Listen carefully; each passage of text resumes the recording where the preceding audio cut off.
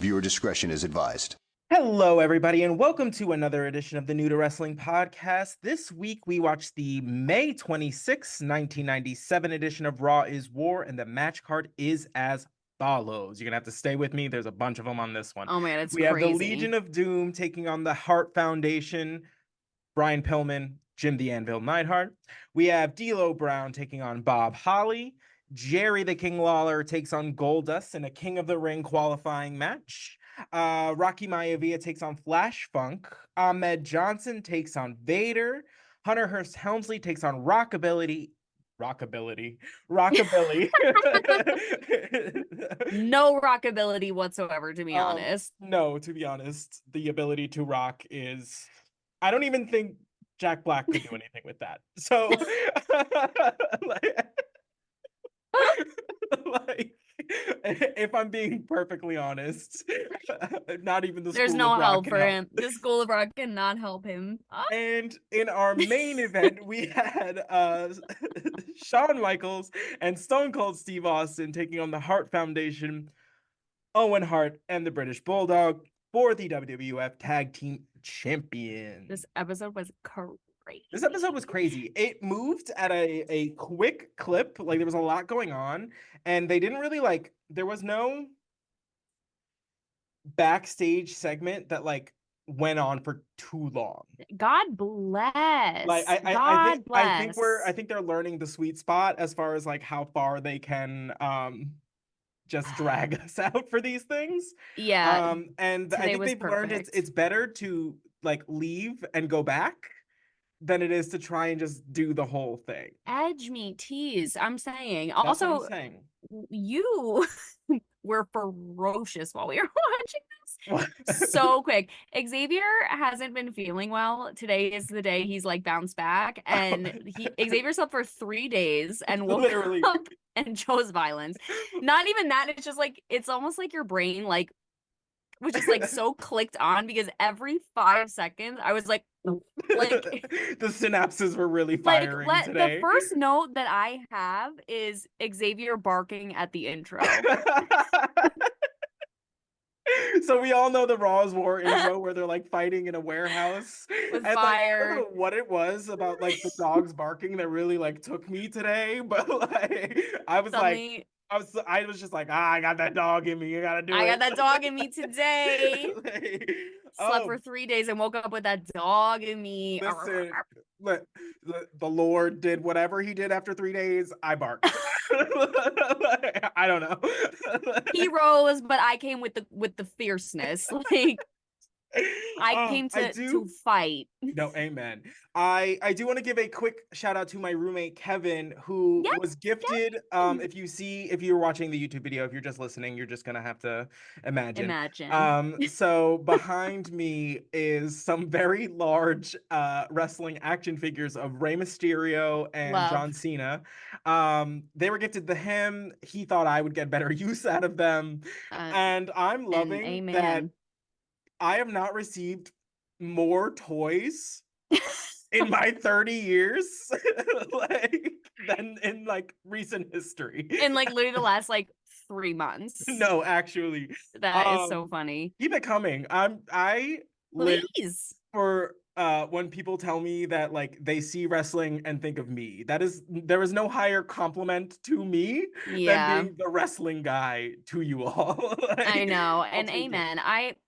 I started getting wrestling memes on my Instagram. The algorithm, the schmalgorithm is really like, wouldn't you enjoy this? And I'm like, it turns out I would. I certainly would. Thank you. I'll take another. Enough.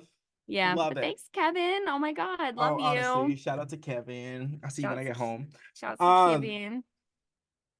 So, all right, let's get into this. There was a lot. There's a lot my to get very into. second note is the Winnie the Pooh. Okay, so Stone Cold Steve Austin comes out and he is just typical Austin 316 like shirt, but he's just in his like wrestling like tights. So he comes out and immediately I'm just like, love the Winnie the Pooh. And for those of you who are not familiar or part of the Alphabet Mafia, it is it is when you wear a top but no bottoms. And this is as close to Stone Cold Steve Austin fulfilling that fantasy for me as we were gonna get. So I had to say something. Oh my, and it took me like half a second, and then I was like, oh my. There's always So like a moment of disappointment when you actually realize what I'm saying. Oh my, it's like one strike of disappointment followed by just like absolute hilarity, as God intended. All right. So yeah, so Stone Cold Steve Austin comes out, he's in the ring. Shawn Michaels then comes out in just a wonderful Homer Simpson cutoff. Sure. So random. So weird and random, but love. It did remind me of this video clip. I don't know. It's they're like in Brett's house or whatever, and he's just like it's like way past, like he's retired at this point, whatever. But he's like looking at all of his like memorabilia, like he's in his like whatever room, his like yeah, nostalgia the trophy room, the room. whatever, yeah. And he has all of these like action figure things from when he was on The Simpsons. And I just remember him calling out like a bunch of wrestlers and was just like, "You were never on The Simpsons." And I was just like, "Okay, Brett." Okay, Brett. That's like, the notch in your belt you want to rest your laurels on. Okay. Like it was just so weird and random, and this just made me think of that. I didn't know if he was like trying to poke fun at somebody, like, because Brett was in the wheelchair and maybe he was like withering away. Like, I don't know, but or it was just like an aesthetic choice for funsies, and either way it's delightful. So I love it. Yeah. So JR essentially goes into the ring and asks them, he's like, can you two coexist? Is that like even possible? And immediately they're like fighting over who's the captain. They're like as the captain of this team. And then of course Shawn being Shawn is like, who made you captain? And I'm like, oh Jesus. And Stone Cold just goes, shut up. No, yeah. Like not even like shut up. He was just like, shut up. No. Stop talking. So much yap. So clearly we know that they are not on the same page. We then knew this. They were literally beating the holy hell out of each other all of last week. And it seems like we're gonna be en route for more of that when the Legion of Doom comes out. Love to see it. Love to see it.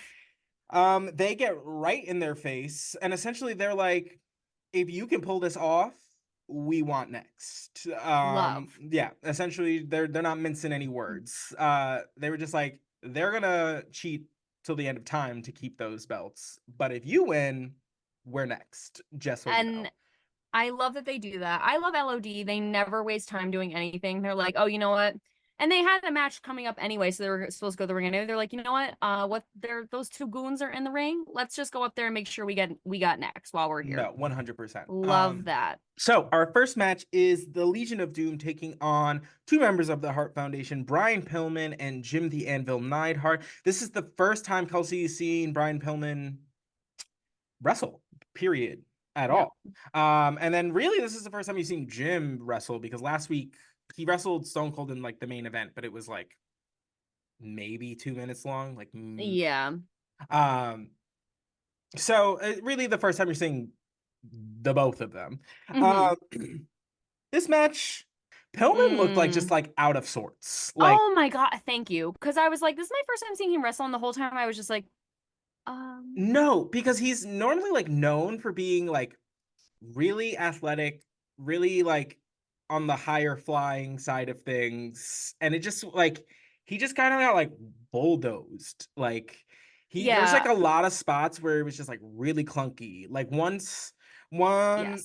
think Hawk tries to like do like a running clothesline like over the top rope, and Pillman just like takes it at like a weird angle. He's like stuck between the ropes, like can't get out of it, like just like hits the deck. You're like, I don't think this is I literally just have a note that says Pillman looking messy.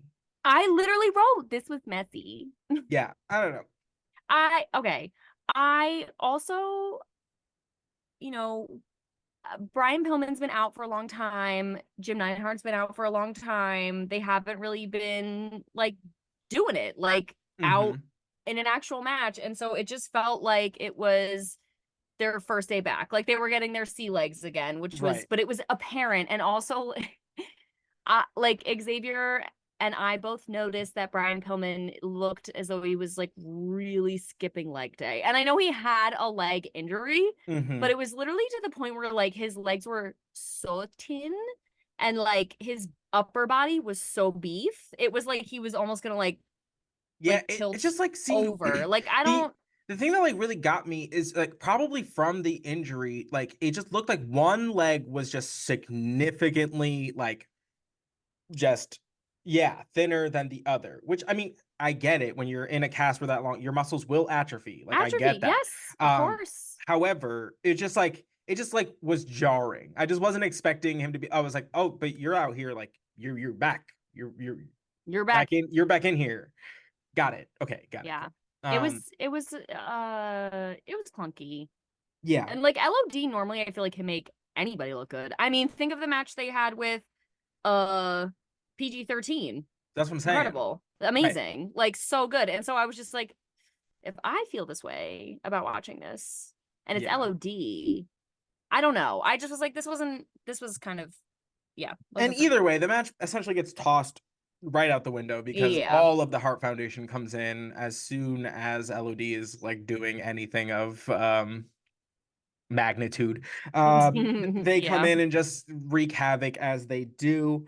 And of course, Austin and HBK come back, which leads to a little skerfuffle when I know what a word. I But love Austin is on Skerfuffle. the outside dealing with members of the Hart Foundation, and Shawn Michaels baseball slides just into the back of Austin, knocking him down.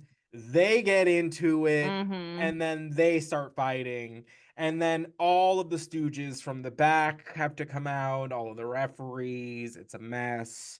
And basically, we're just left with like, how are these two going to get it together long Going to get enough it to together. function? Yeah, but Um, speaking of referees, oh it's yes, at go this ahead. precise moment that Xavier dropped what might be, and of all the crazy things that happened in this episode, this might be the craziest. So if you Mhm. guys have been watching, you know that we love Earl, the ref, love, love, love, love. And we talked about one time when Earl, quote unquote, Earl came out in like a suit or like his like civilian clothes and was like breaking up a match. And we were like, Earl was outside smoking a cigarette, talking to some Mhm. girls, and was like, ah, dang, I gotta get in there. This whole lore that we've made of This Earl. whole lore that we've made of Earl. And Xavier goes, oh, by the way, remember when we were talking about how like Earl came out in like, a suit that one time or whatever and not ref clothes? And I was like, yeah. He goes, so it turns out Earl has a twin. I didn't know until very recently either. Earl has a twin. Yeah, yeah, yeah, yeah. Like, but they are like identical. Yeah, I, yeah. I, It really threw I me also because I was just like, what? And then I remember, I think it was like last week, I was looking at Earl's like page or something. I was, looking up the deets on Earl. And then duh. it was just like, because I know his son, Brian is also a referee. So I knew that was a thing. But then I saw like on this thing, it was like twin brother. And I was like, you're joking. No. What? And then it's literally, yeah, yeah. So I had That no idea. is so crazy because I know. also I've never seen two Earls. Like I've never seen them both I'll, in the same room, so I've never questioned it. I'm I'll just try, like, I'll yeah, try and like that's point that out. I'll try and point that out. Although I did make that joke about Jim the Anvil, Neidhart, and Animal, Road Warrior Animal. That I've never oh. seen them in the same ring until this point. So like they could just be the same person. Which is Like, honestly so real. It's so real. They really could be. That is crazy. But yeah, that is shocking information. I'm sorry to Earl's evil twin. I had no idea you were out here. the fact that we just didn't acknowledge your existence at Made all. up a whole lore about Earl, and you're the one out here serving the leather jacket and the button up Mhm. vibes. That's my bad. If only. You live and you learn, you know. Next we get another installment of Sunny's Search and Soak, this time featuring the Honky Tonk Man, No because one if wanted there to was see that. anything I needed more in this scenario, it was an Elvis impersonator. If Like, there's anything I needed more in the situation, it's just Honky Tonk Man just wet. yeah. I didn't Yeah. need it. And she's just like, do you still like the wet hair look? And he's like, of course, I'm Elvis. And then she just like soaks him, and then that's it. That's the whole gag. And she's like, ha ha he he, wetter is better. And we're like, Ah, okay. okay. Rip Sunny's Free my career. dog. Like, what is this? So after that, we cut to Paul Bear backstage, and basically he has alluded to the fact that um should anything happen to him, he has given the secret to his attorney, so that if anything happens to him, it will be released upon his demise. I'm like, what a contingency plan. Love that. I'm trying to Sure. do no, honestly, I'm trying to do something like that, something No, crazy. 100%. Like Like when I croak, I want like just like everybody to get like the same email, or like, like, you know what I mean? send out Like, the email chain. That is something like I'm it trying to just do seems some it's the song from the end of the Wizard of Oz, like the Wicked Witch is dead. Like it's that one. ding dong. Ooh, that's a good one. That's a good one. See, I'm trying to do something diabolical, like say it's under the floorboards with no context and not Very Poe of specify you. what house. Yeah. So like they might go to like my childhood home and like start ripping up floorboards for fun, like looking for whatever it is. But I there is nothing and I never specify anything and they never Love find that. it. Well, it's something to look forward to. Aren't you hoping you that I predecease you now so you can take part in the scavenger hunt knowing there's nothing there? You I just was watch like, all I my don't loved know. ones rip each other to shreds. I don't know. I'm damned. I might not ever end. We're knowing us, a lightning strike is gonna take both of us out at the same time. Oh my God. Neither can live while the other survives. How glorious. That's the most we can hope for at this point, to be real. Oh, amen. Amen. Amen. So essentially, Paul Bear is just giving an ominous warning. He's like, the clock is ticking.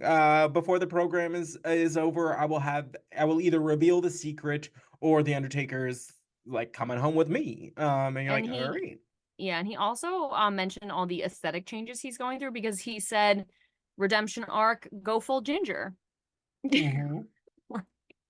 He just his natural hair That is out. fire I turned his hair red. no, for it, like literally it comes from within now. It just grows right out the scalp. Fresh from nature. Yeah, he's And Mr. he Heat Miser.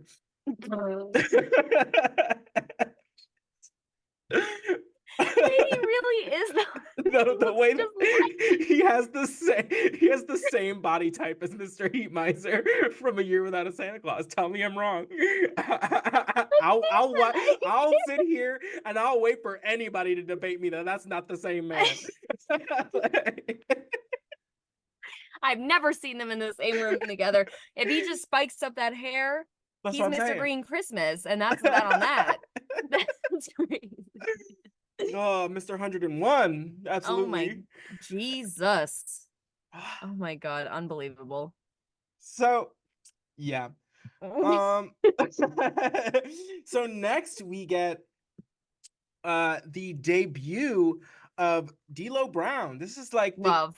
about time. We've been saying like, stop letting D'Lo just take all these Take bumps all and the get him in a hits. month, get him in a match. Like, Swear, it's so true. And he was amazing for what I saw because there's a lot that happens on commentary that's very distracting. yes, very But much from so. what I saw, I mean, he is so good. And he was up against Bob Holly, and I always love to see Bob Holly. Mhm, mhm. So Bob Holly coming over the upset over Owen Hart the week prior in his hometown.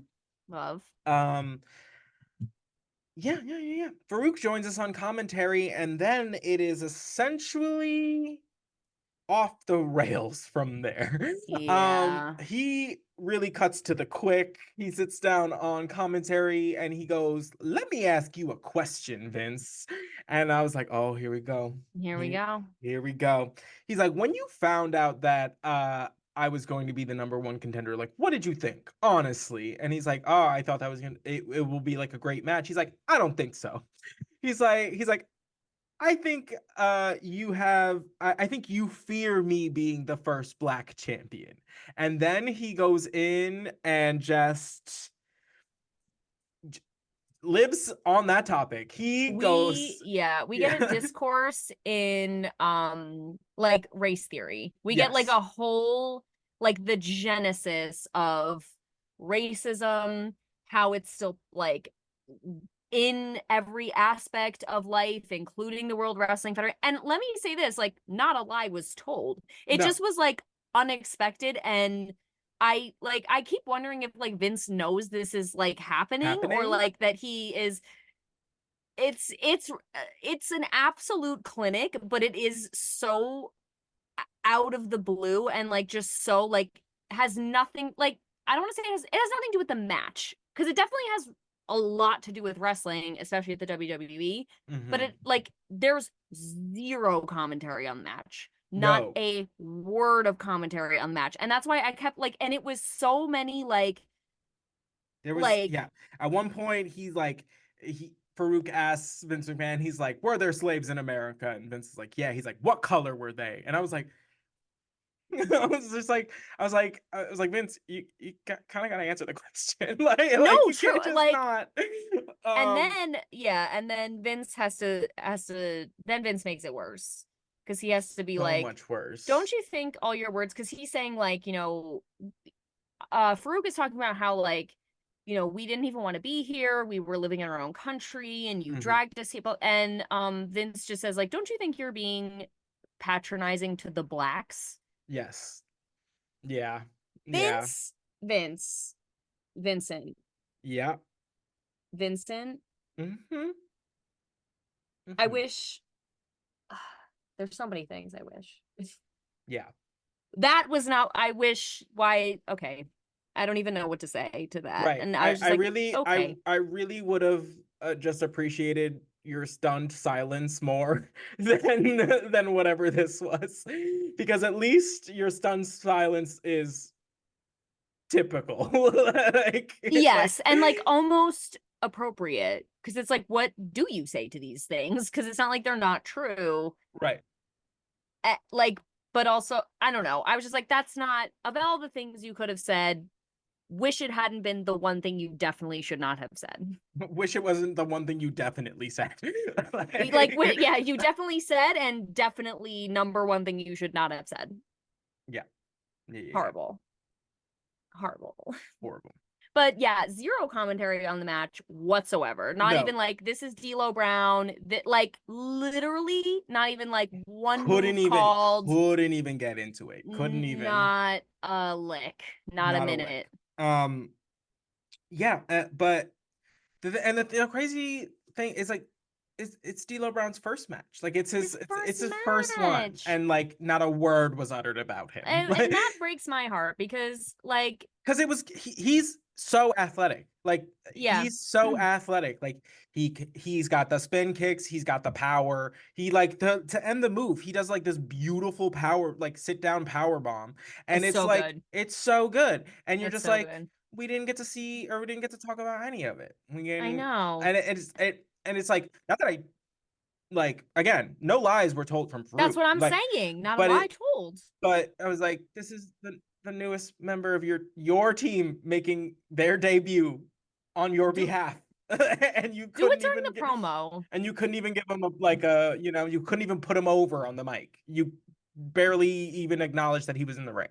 So Yeah, the only acknowledgement he made was like, this is what you want to see. You want to see a black man and a white man fighting. You want to see them be violent with each other, but I'm sitting at this table and I'm trying to be your friend, or like whatever it was.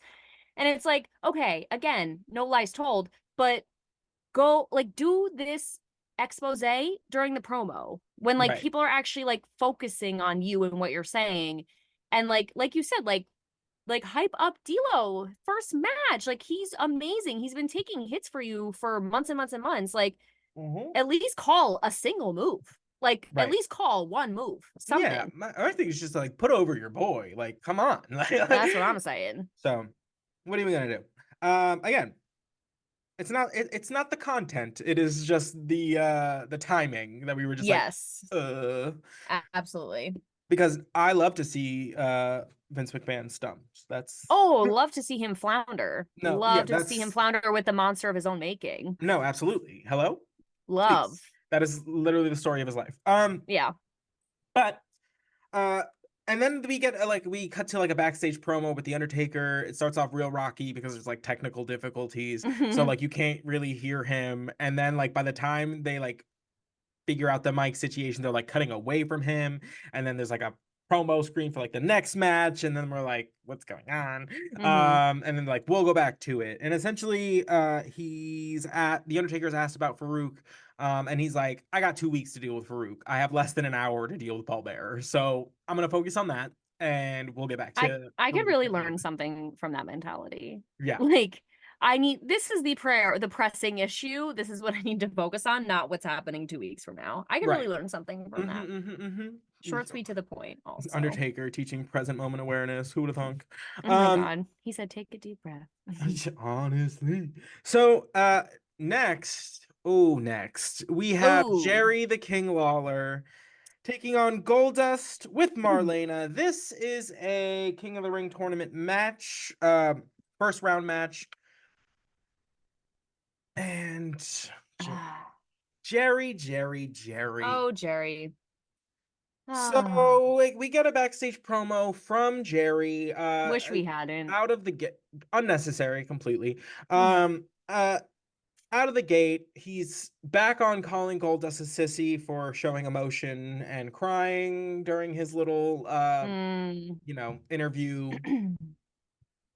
And we're just like, okay, we're still on this. Got it. Not news. And then he goes on, he starts talking about like, oh, like I know your old man, old dust, as he calls him. And I know why he hates you. He's like, you married the biggest gold digger in Georgia, in reference to Marlena. And then uh and I'm gonna say it because I'm part of the Alphabet Mafia. He says, and then you put on a woman's wig like a flaming faggot on national television. You have got to be out of your ever living gourd. Sir, sir.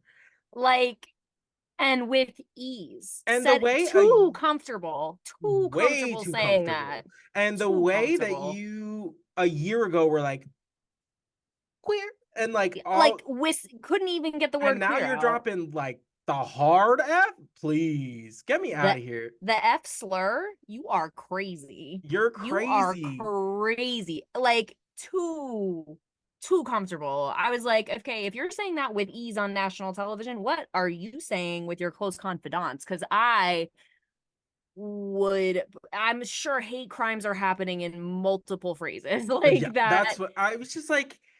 I was just like not expecting it to go that far. Like I get it. Like he's supposed to be like this like machismo, like representative of this machismo, blah blah blah blah blah. But like Not that. not that. I was Not like, that's that. it's so like you have nothing else. It's just like you have been literally on this same train for over a year now. Like you have Mhm. no other gripes with Goldust other than what he gives you to ick. Like what is it? It's What is it that why are you so obsessed? Like why do you care so yeah. much? And honestly, that's from an outsider of the Alphabet Mafia, that is to me like the craziest part of homophobia because there really isn't like a real reason. Like I just like me living bothers you that much like by just existing. Like No, that's really. crazy. And not for nothing, I've always found the ones that are the most bothered.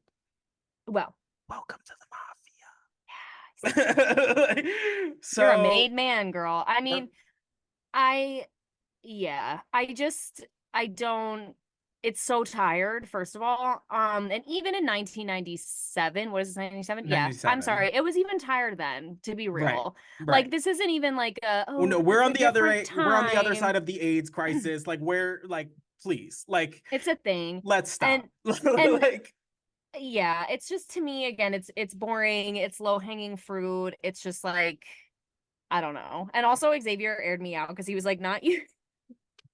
He was like, not you saying the F word and you're dressed like a doily. No, the way he come, I was livid. I was like watching this man's match. I was like, first of all, what right do you have coming out here just looking like that? What is that print? What is The that print? brocade, yeah, the gold foil like brocade. Like, Don't please. even. Don't even. Calling yourself the king and that and then behaving the way you do, actually probably par for the course. And that's why I say, you know, down with the monarchy, but Shoot. real So crazy. the match continues. It's really the first time, like, we've seen Jerry wrestle here and there, but they're usually pretty quick. They're usually not. I was expecting him to get spanked and we move along. Like, I was expecting, Yeah, because yeah. that's what happens every time. Like, even Hmm. King of the Ring, he was in and out 30 Right. seconds. So, And yeah, I was shocked by this. so yeah. So the match is, you kind of get a glimpse of who Jerry is. Um, really well known for the pile driver. Really, really well known for being kind of just like a thinking man's wrestler. He's kind of like a cheat. He takes advantage. He's just kind of, that's his shtick. Always has been. Um, we do get the Goldust in the corner kiss. Love to Thank see God. it. Love to Needed it. see it. Yeah, just love to see it because, like, Yeah. for opening your I, mouth.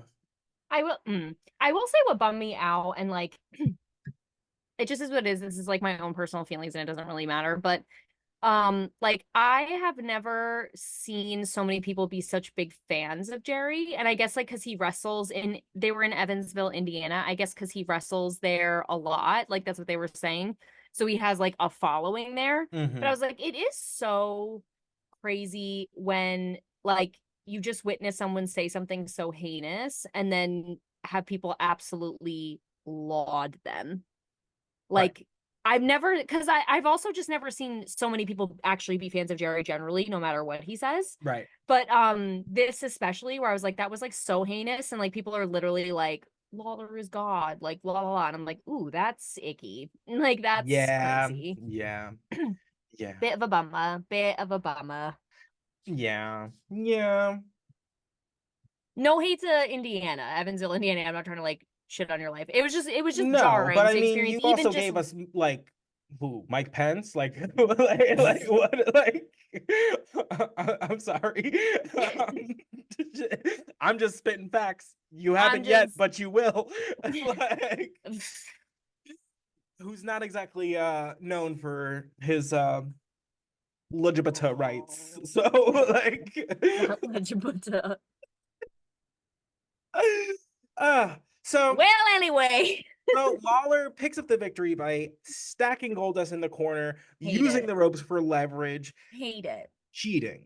So Goldust, big pissed, follows Jerry and his doily ass up the ramp, Duh. gets in front of him, knocks him down the ramp, to which Jerry just oversells his way all the way to the bottom of the ramp. He worked for that. He No, worked honestly, for that. just in time for Marlena to just she, as if Jerry had laid himself down over a puddle for her. just Ah, just stomped on him and kept walking. amen. Amen. The glory of God before you. Like Mm. literally as if Jesus walked on water was what I envisioned. Oh, it was And beautiful. and the way that we because also earlier he had like said some slick words to Marlena, and then he had gotten knocked out the ring and she wasted no time, walked over, slapped him. Hmm. No preamble, no prelude. She said, "Oh, you're right here." Slap. She Love said, to see "You it. know what you said." You know what you said, and you know you deserve this, because he didn't even retaliate. He was like, "Oops, guy," and like Yeah, that's it. because, like, imagine how many times in his life that is like a regular occurrence. Yeah, he's used to that by now. Like the cheek is getting calloused up. But Mm. yeah, that was they first of all, Goldust and Marlena both looked, good. Like Goldust had this like crazy plumage costume, like Hmm. came out, the hair, the makeup, everything amazing. And then Marlena obviously looked incredible. And for her to just like step on him So good. walking out, is just She said, is "You what I ain't needed. shit. You Is ain't what I shit." needed. You ain't shit. Not Uh, even for the bottom of my shoes. mm-mm. Love to see it. Then we cut back to Stone Cold in the locker room area, and again he's asked like, "What are your chances, really? Like, we're really like hammering home this like this is unlikely." When he is then ambushed by the entire Hart Foundation, only to find out that Shawn was also ambushed by the entire Hart Foundation. They start yelling at each other because like for some reason they can't really seem to put together that it is them. Right. Like we're fighting the wrong. They're doing the divide and conquer and it's working and we need to regroup and reevaluate the Right. needs. 100%. But alas, so they're still at each other's throats. TBD. And our next match is Flash Funk, sans the Funkettes, I guess they're gone, taking on Rocky Maivia. And the best part about this, and also the weirdest part about this, is that the headbangers come out. Yeah. I don't know what it is about this episode. They were really trying to sell that like blow up King of Oh the Ring. my King God. of the I Ring have like to chair. find I have to find this chair and see if anyone still has it online. It is When a $60 like inflatable no, blow up chair that is no. just covered with the King of the Ring like logo.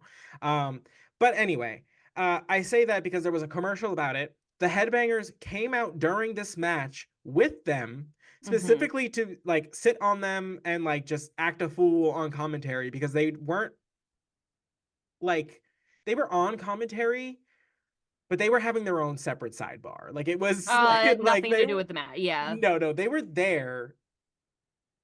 They didn't need headsets. I don't know why they were like Yeah, here. that was really random to give them headsets. Um The way they tried to sell these chairs that I wouldn't have even paid a cute $25 for is no, crazy. 100 like out like found a 20 like literally in my pocket wouldn't even. Wouldn't even Like wouldn't even I was wouldn't just even. it's just a blow up chair. Like it's fine. It's fine, but like what are we doing, guys? Yeah. So the headbangers come out. They're on an inflatable chair. They're having a party at ringside. Why? I don't know. Um, they're just like talking absolute nonsense. Couldn't even tell. All I know is at one point they call Flash Funk the Rhinestone Cowboy, and I died. Yeah. um, I love the headbangers, but no one loves the headbangers quite like Xavier does because everything they said I would look over at him and he'd be they're like so just like stupid. They're like so dumb. I love the headbangers. I just yeah. think they're their whole aesthetic is just like we're here for a good time, and I love it. Honestly, amen. Yeah, Could that's very not be true. bothered to think about anything serious, and I love that. True. It's um, very true. so they do get involved after Flash Funk launches himself over the top rope onto Rocky Maivia on the outside. Somehow manages to like bang his elbow on the ramp. Mess looked horrible, and then the headbangers come in and just start attacking both of them. So that the ref like didn't know who to disqualify.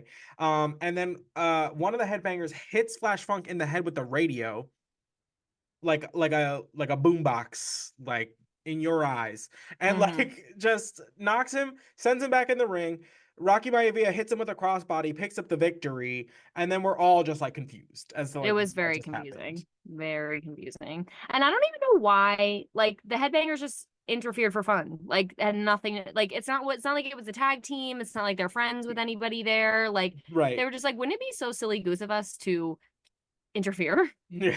Just come out Which here, it say kind of hello. was. Yeah, Which no, it it's kind of definitely silly was. goose, that's for sure. But Um, man, the way that Funk Flex came down on the ramp was traumatizing to behold. Like, right. It that looked was not rough. Yeah. I feel like Rocky was, and I don't know any hashtag new wrestling. It felt like Rocky wasn't far back enough. It was almost like he was too close to the ring and couldn't like really like catch him. And so he went Maybe. like over him. Flash Funk went over Rocky. Like I don't know, but either way, it was Yeah, but bad typically you don't news. want to be like catching somebody on an This is true. So maybe Funk overshot it. Like I overshot. don't know. Yeah. It could have been a combo of the two, you know.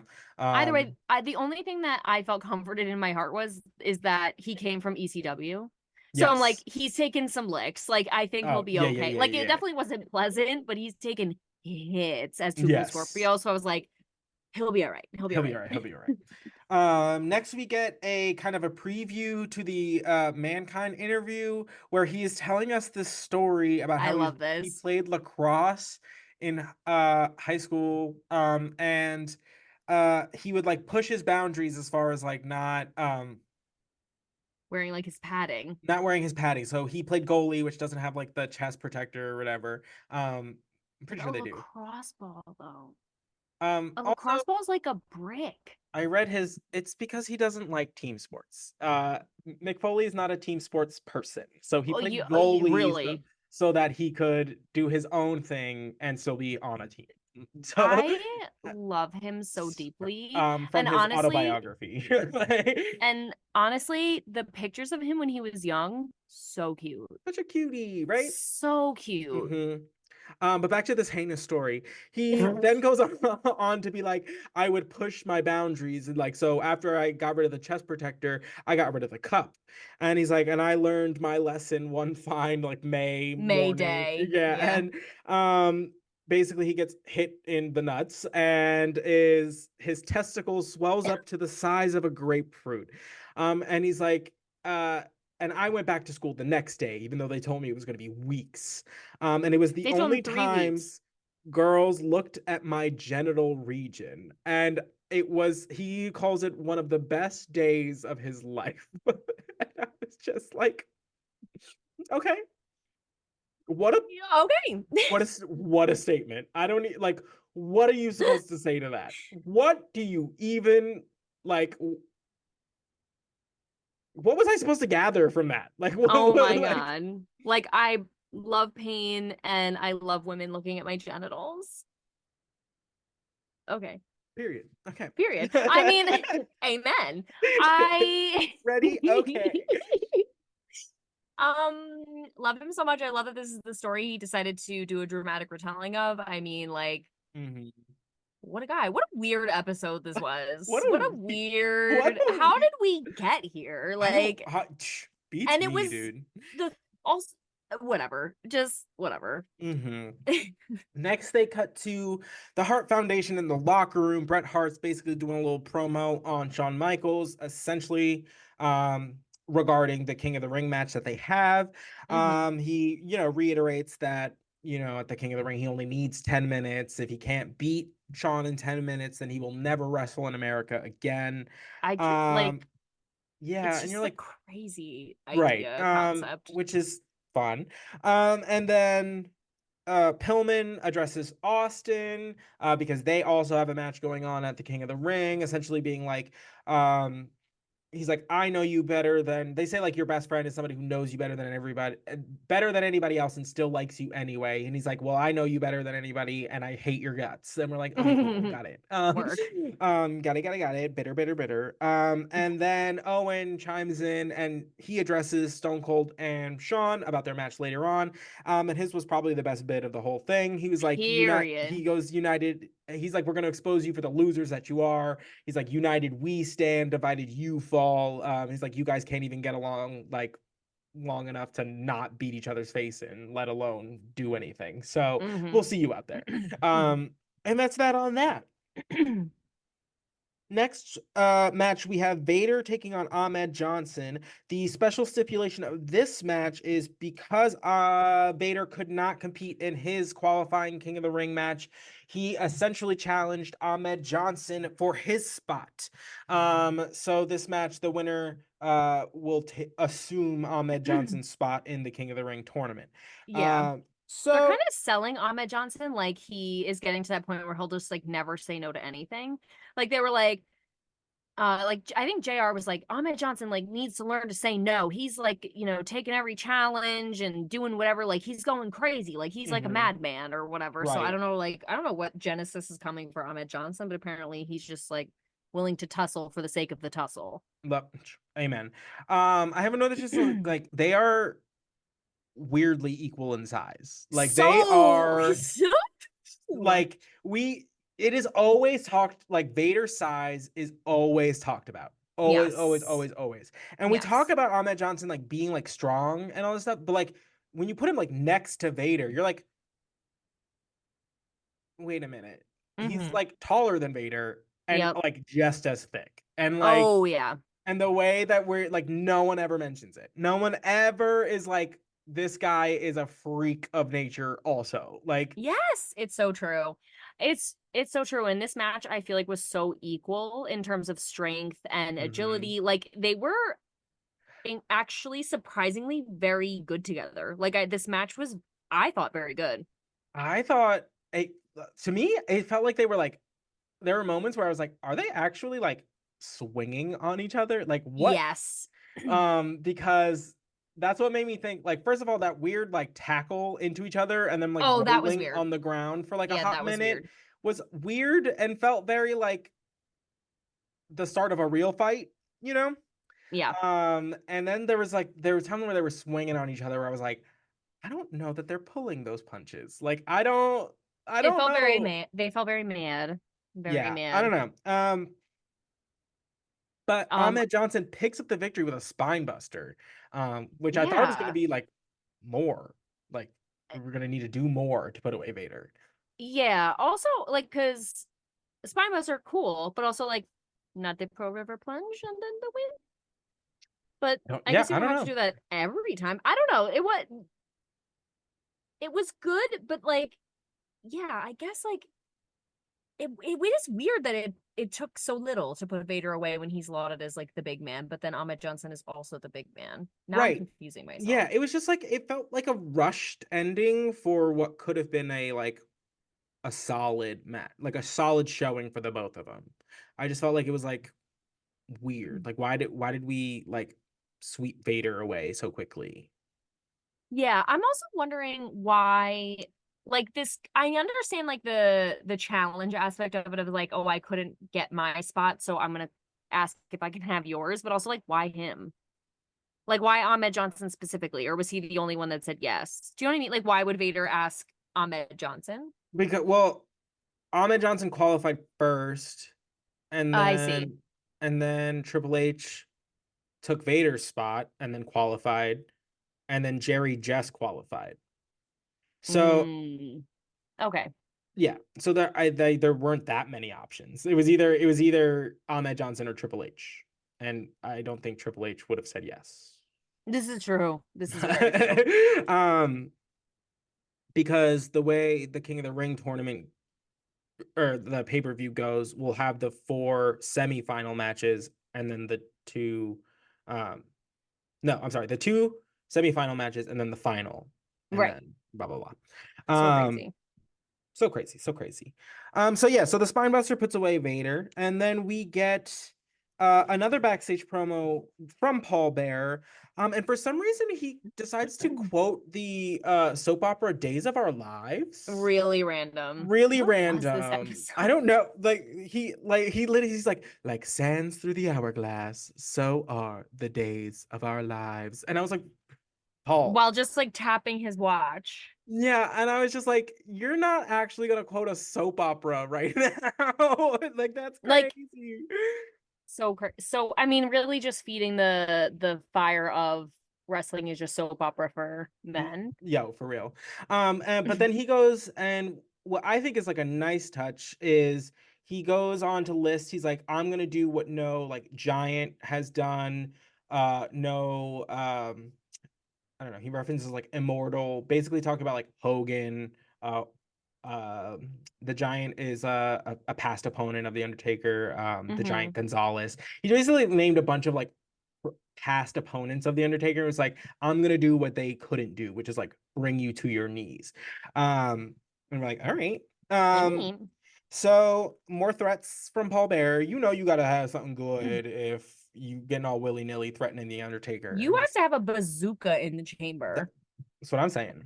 Like a bazooka in the That's chamber. Because what also whatever. We'll get to that. We'll get to the end when we talk about Paul Bear, but fine. because All you know right. I'm out. You all know I'm outraged. If you know what happens, you know I'm outraged. So next we have Hunter Hearst Hmm. Helmsley with China taking on Rockabilly with the Honky Tonk Man.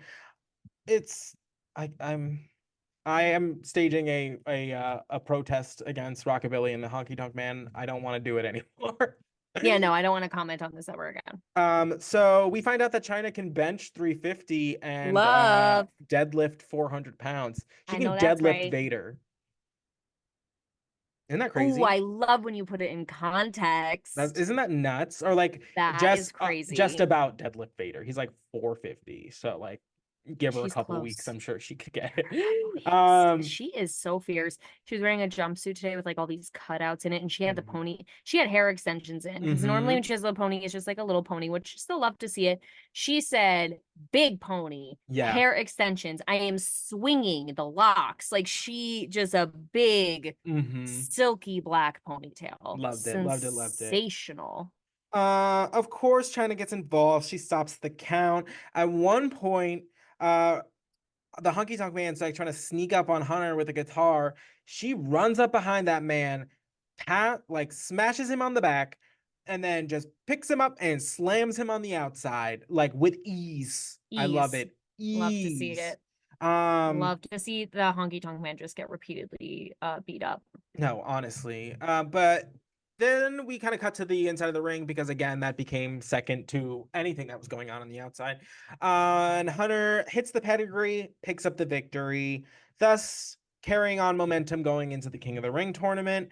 Hmm. And Rockabilly is just still losing. So It's very sad at this point. again, why did you team up with this man if he helps you zero? Just saying. Um, Zero. then we get a little backstage segment from the Undertaker looking just like eerie AF. Just like it's a shot from like it's a very like a campfire story kind of shot. It's like from Yeah. underneath with the light. Um and essentially he goes to like Paul, he's just like, you do what you have to do, I'm gonna do what I have to do. And like that's that on that. Love that. I I love know. The Undertaker. Then we get another um Mankind interview, like the extended one.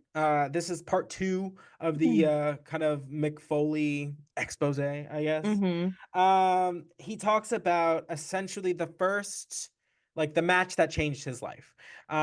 He talked about, and that match is the Jimmy Snuka like cage dive at Madison Square Garden.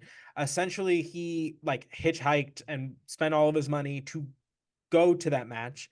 And this, he talks about this like in his book and all of like, this is the match that made him want to wrestle. He I says love it it. all of the time. They had a Uh, picture of him in the front row. Like yeah. he happened to be in the background of a shot. And I was like, Hmm. that is so cool. He said he Hmm. hitchhiked 16 hours from Yeah. upstate New York to get there. And then to have this like picture immemorial of like him in the first row. Like Right. that is just so cool. I love him so much. And he said that that's what I wanted. I wanted to like, um, to do something in the ring that made people feel, that made people want to love me, to cheer for me, that like I could make them feel whatever I wanted in this ring. Mm-hmm. Um, and then he goes on to talk about, he's like, uh, the first character that he wanted to be, or like the wrestler he Yeah. wanted to be. He's like, you know, Shawn Michaels, you know, like it's a So JR. funny. Have you Then ever he's heard of him, Shawn Michaels? Maybe not. Like uh so funny. and he's just basically just asking, he's like, he asked me once, like, you know, like, is this everything like you wanted to be? Like, and he goes, no, I want it to be you. And he's like, oh, the champion. And Mick goes, no, like I wanted to be you. Like I wanted to be the one that got all the girls with the looks and the hair and the tattoos and blah blah blah blah. Mm-hmm. And they cut to this like all of these like home videos, like this old promo of Mick with in his dude love get up with the heart-shaped tattoo on his chest and everything. So cute. Um and it's just like this cute old promo where he's like going off. And then he talks about how he got into wrestling or like started training because he found a trainer, is Dominic DeNucci, and he would travel 800 miles every weekend to train. Um, Which is like sounds impossible. yeah. Like it Yeah. feels impossible. Um, yeah. So, and then he basically like goes on to just talk about, he's like, and I always thought like when I trained enough, when I did like enough, and I like achieved a certain level, like I would get to be like Dude Love. And he's like, but that didn't really happen for me, did it, JR? Yeah.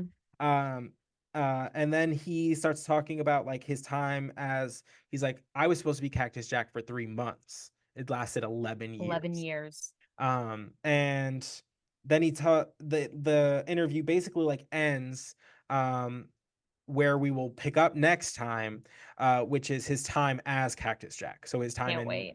they're probably not going to talk about WCW too much. They will probably talk about his time in New Japan, um, and probably his time in ECW. They might. I don't Yeah. know if they'll actually do it or not, Yeah.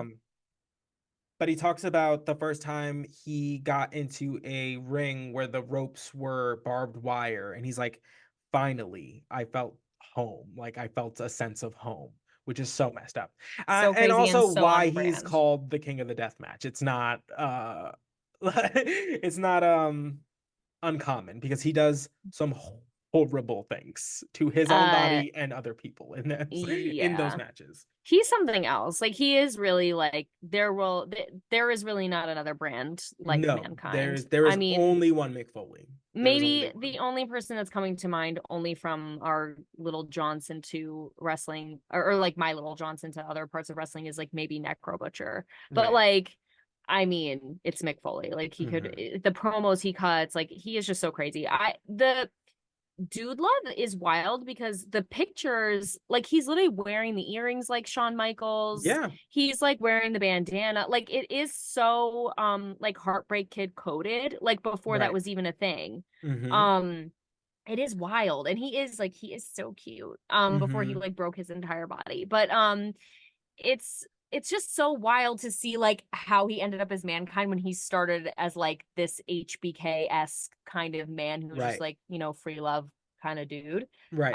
With the earrings and all. Like I just the genesis of that and just knowing Mick Foley is so intelligent and so tuned into like good wrestling and good storytelling that he just like went with his gut and like went and followed this like whole Hmm.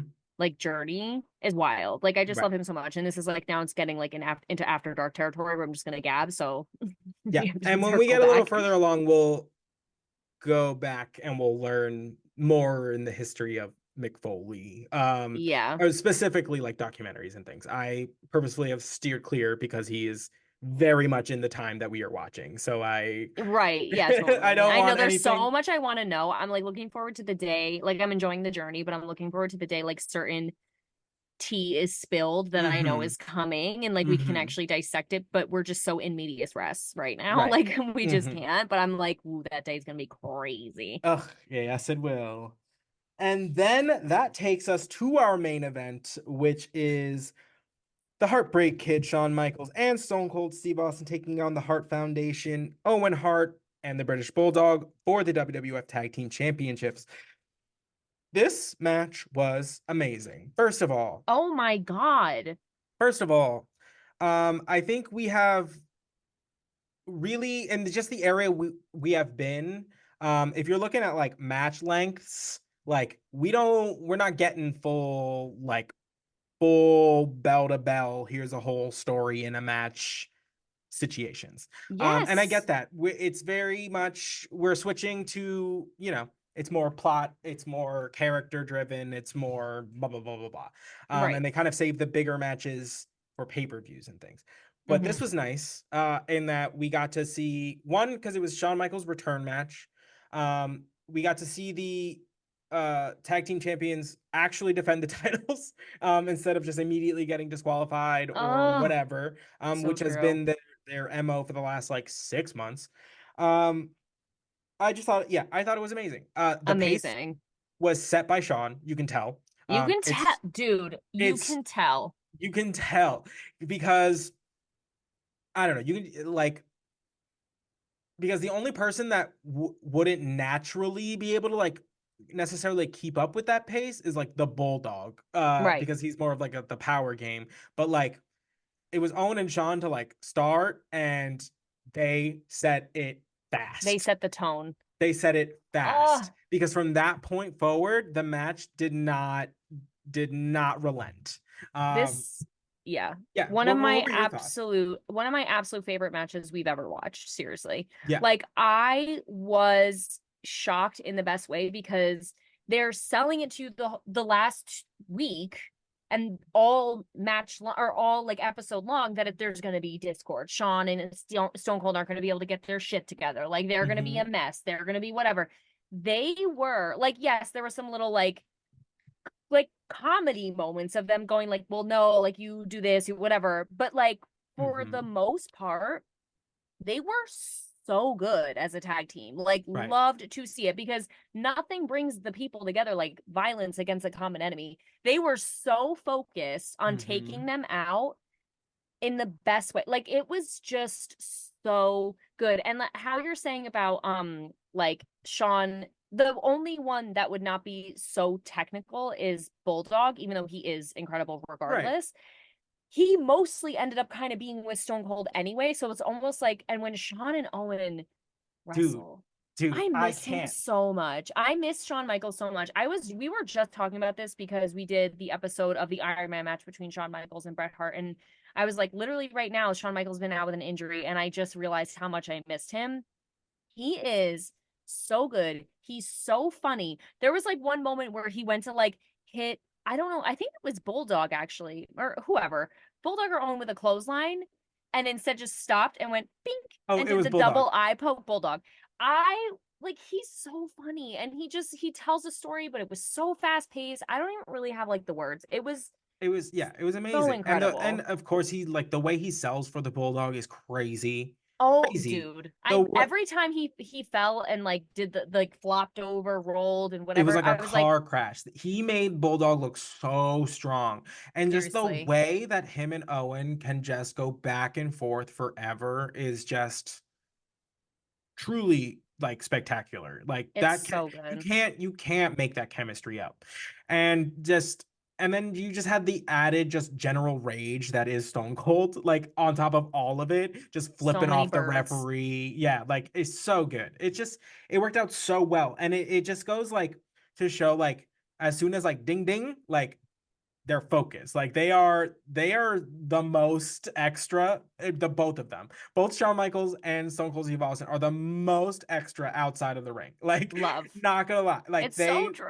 they're both so extra. But as soon as it goes ding ding, they're like hyper focused. It was And crazy. I love that too. I love that you brought that up because if you think about even just like the juxtaposition of being opposite Owen and Bulldog, who are like an established tag team who's been wrestling together forever, and they have more discord in a match than Shawn Michaels and Stone Cold did. Right. Like it says so much about them as individuals. Mm-hmm. Like because like we had a whole like era where we didn't know if Owen and Bulldog were gonna break up because we were like they just cannot get it together and they're Right. like supposed to be the most together tag team as championship holders. Like they're Right. supposed to be the most together. And then you expect all the discord to come from Stone Cold and Shawn Michaels and they are like heat seeking missiles. So Right.